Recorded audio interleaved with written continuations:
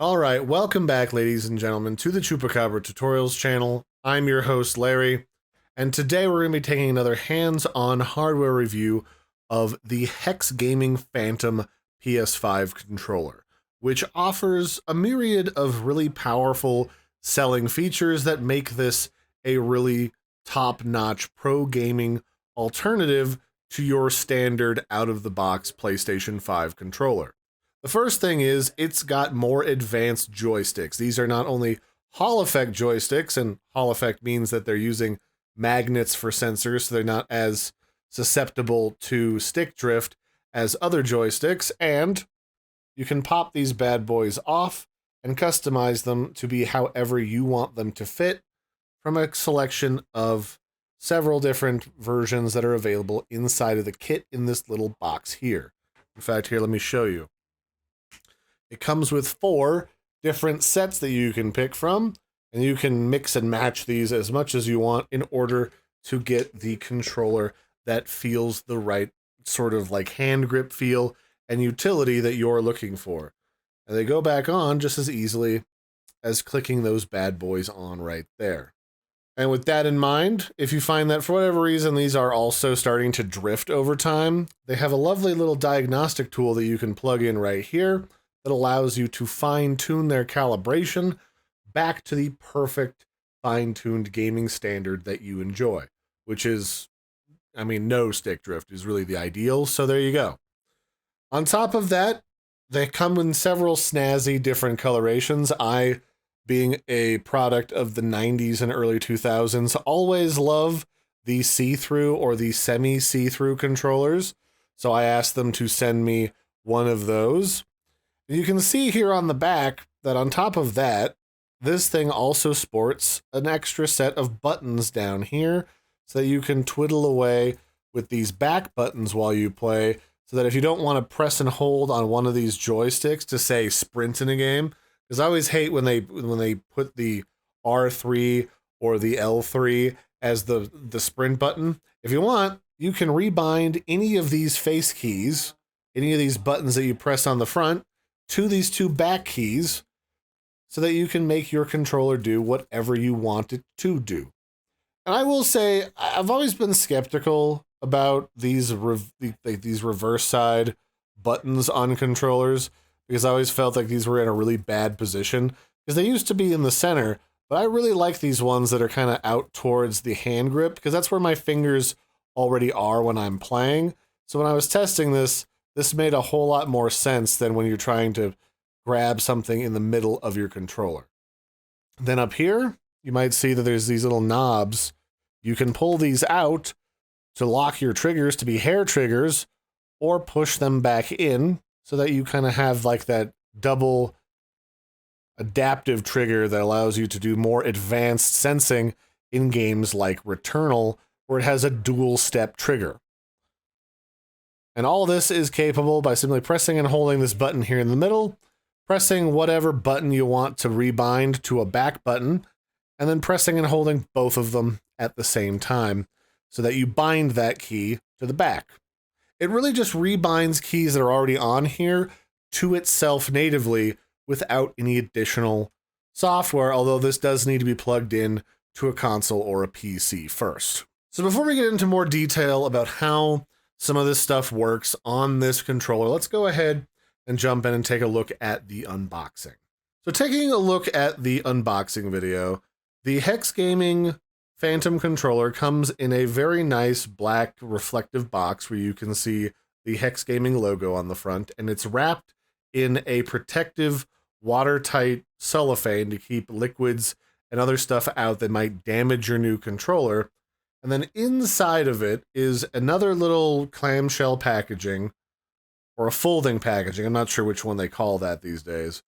And then inside, the controller itself is contained inside of its own protective carrying case. This is where you have the controller itself, its alternate joystick caps, some protective bands to protect those caps, and then also the diagnostic tool. Underneath of the carrying case is your warranty information, along with 2 instruction booklets. One of those instruction booklets is to help you get the controller out and rebind the keys on the back of the controller. And then the other guide helps you figure out how to diagnostically check your controller to make sure that there's no stick drift happening. And if there is, it walks you through the process of correcting that using the diagnostic tool that comes in the protective carrying case. I would probably put all of this together in the carrying case once you're done checking it out, because this is a lot of really pertinent, important information. So here you can see in this particular piece of instructions, that shows all the key bindings and how to change them. And then if we pop open the carrying case itself, here's the controller in all of its semi-transparent glory. Then you've got that little box nestled between the two grips. That's where the controller joystick caps are kept. And really, the whole thing feels really smooth and easy to use, even before you plug it in and start playing games with it. It's a very robust, it's got a nice feel to it, a nice heft in your hands, but it's not very heavy at the same time, making the whole thing really easy to use. And aside from those extra buttons on the back that are provided by HexGaming, it is your standard PlayStation controller, so it has all of the bells and whistles and functionality that you've come to enjoy, like extra rumble packs so you can really feel what's going on inside of your game. So once you've got that kind of checked out and everything feels good, you can look inside. Here's all of your alternate form of joystick caps. They've got 2 sets that are short and 2 sets that are really tall, so that no matter how big your hands are, you can easily customize that. Comes with a very, very big cable. Like, this cable is long enough that I could run this across my living room comfortably and still play games on my TV. And then, of course, this is the diagnostic tool I was telling you about. It plugs into the back of the controller via that little electronic cabling. It's the same sort of cabling that you would expect to see as a ribbon cable inside of a computer, running between different components on a motherboard. And then to make sure your joysticks, especially if you have the joystick caps you like to use a lot, don't wear out faster than they should, they have some protective rubber bands that allow you to wrap the bottom or the base of them so that when they rub against the edge of the joystick little mounts, they don't wear out really, really fast. Because if you want to spend the kind of money that this costs, which is about $250 for a pro gaming peripheral, you really want that to last a long time. So with that in mind, here's a look at the gamepad tester software that comes with the controller. And I say comes with, this is actually, as you can see, running off of my browser. And they have a very in-depth set of guides, and I'll make a tutorial about this too after I'm done with my review, about how to do the testing, what it all means, and what you can do to tweak this if it's having some type of big-time drift issue. Now, I've got my controller plugged in. You can kind of see that here. And what you really want is you want barely any noticeable data change here happening as your controller sits idle in your lap or on the table.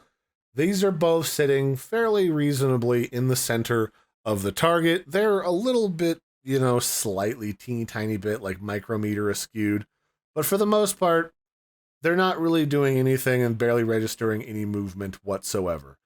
But you can, if you want, if this was really moving around, you could pop the back off of this bad boy, and then you could start to tweak it so that there's a dead zone and an area of sort of reference where this won't affect your gameplay and this won't get acknowledged by the computer.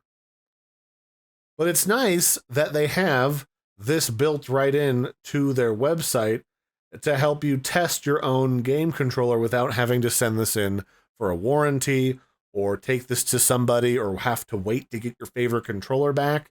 You know, this is around $260. When you spend that kind of money on a nice controller, it's nice to know that I can fix this myself, or at least fine-tune this myself at home without having to send this out to be repaired or to be adjusted by somebody from HexGaming or somebody else. All right, so with all that in mind, let's pop over and take a look at what colors this comes in, because again, what this controller allows you to do, and this is the Hall Effect version, this has the customizable Hall Effect joysticks. It's got the additional buttons on the back here on either side that you can rebind using this button in the middle. It's got these little triggers here on either side that allow you to change how the trigger buttons behave, if you want hair triggers or if you want the dynamic dual stage triggers. And then if you need to, you can pop this cap off the back, and I can show you. So there, you can pop that off and you can plug in that ribbon cable into the middle here, and then use that diagnostic tool in order to zero in your joysticks so that they are precise again, even after they've been used very heavily in lots and lots of different gameplay and forays into things like Call of Duty or Helldivers. This particular controller runs, for the Hall Effect version, about $280. And it comes with all of the stuff that you see in this picture here. It comes with 4 different sets of the joystick caps, the main controller itself, which you can see in the picture. It's got the carrying case, a really massive cable. Like, this cable is absolutely no joke. It's got that diagnostic tool here where you can dial in on the left and right joystick using those buttons and that ribbon plugged into the back. And then this box here that allows you to really easily swap in and out the 4 different sets of joystick caps, which are neatly stored in there so they don't get damaged. This whole thing is very professionally put together, and it comes in 5 different colors. It comes in this white version that's like white with blue accents. It comes in black with black accents, gray with black accents, blue with black accents, or what has been my favorite so far, the semi-transparent with sort of kind of like a whitish gray accent around the edges. So with that in mind, the regular version of this controller without the Hall Effect, which honestly, the reason why you'd want to buy this controller in the first place is the Hall Effect, is $260, and with the Hall Effect for another $20, you've got this version. And I would say that if you're looking for a pro gaming peripheral that's highly customizable and gives you the option to be even more precise in your gameplay, to take that to the next level because you want to do things professionally or you want to try out doing esports, this would be an excellent choice for your money. It's got the extra buttons on the back, which again, they rebind to anything clickable on the front of this, including the joysticks being pressed in, the R3 and the L3. So you have that option. And then it's also got the ability to customize these triggers. It's a lot of customization, and I think you'd be very pleased with it.